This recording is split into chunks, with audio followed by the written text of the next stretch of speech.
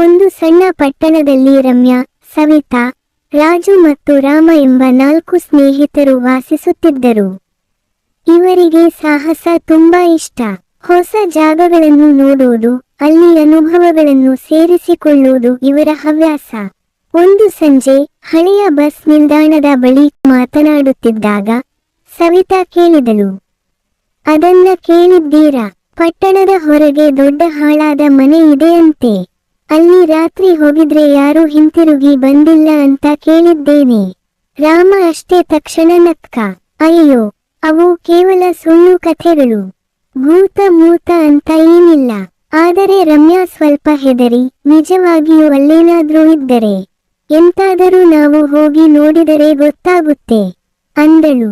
ಅವರಿಗೇನು ಬೇರೆ ಕೆಲಸ ಇರಲಿಲ್ಲ. ಸಾಹಸದ ಹುಮ್ಮಸ್ಸು ಎಲ್ಲರನ್ನೂ ಹತ್ತಿತು. ತಕ್ಷಣವೇ ಅವರು 4 ಜನರು ಟಾರ್ಚ್ ಹಿಡಿದು ರಾತ್ರಿ 8 ಗಂಟೆಗೆ ಆ ಹಾಳಾದ ಮನೆಯನ್ನು ನೋಡಲು ಹೊರಟರು. ಮನೆ ದೊಡ್ಡದು, ಆದರೆ ಸಂಪೂರ್ಣ ಜರ್ಜರಿತ.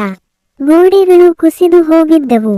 ಬಾಗಿಲು ಜಜ್ಜಿದ ಶಬ್ದ ಮಾಡುತ್ತಾ ತೆರೆದುಕೊಂಡಿತು. ಒಳಗೆ ಹೆಜ್ಜೆ ಇಟ್ಟ ಕೂಡಲೇ ಚಳಿಗಾಳಿ ಹೊಮ್ಮಿತು. ರಾಜು ಟಾರ್ಚ್ ಹೊತ್ತಿ, ಬನ್ನಿ, ಎಲ್ಲರೂ ನನ್ನ ಹಿಂದೆ ಬನ್ನಿ ಎಂದ. ಅವರು ಒಳಗೆ ಪ್ರವೇಶಿಸಿದಾಗ ದೊಡ್ಡ ಹಾಲ್ ಕತ್ತಲೆಯಿಂದ ಆವರಿಸಿಕೊಂಡಿತ್ತು.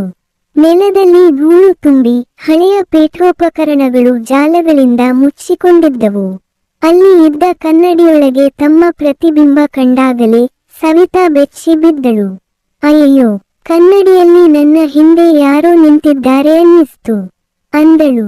ಎಲ್ಲರೂ ಹೆದರಿಕೊಂಡು ಕನ್ನಡಿಯತ್ತ ಗಮನಹರಿಸಿದರು. ಅಲ್ಲಿ ಅವರ 4 ಜನರ ಪ್ರತಿಬಿಂಬ ಮಾತ್ರವಿತ್ತು. ಆದರೆ ಪ್ರತಿಬಿಂಬಗಳು ನಗುತ್ತಿದ್ದವು, ಅವರು ನಗದಿದ್ದರು.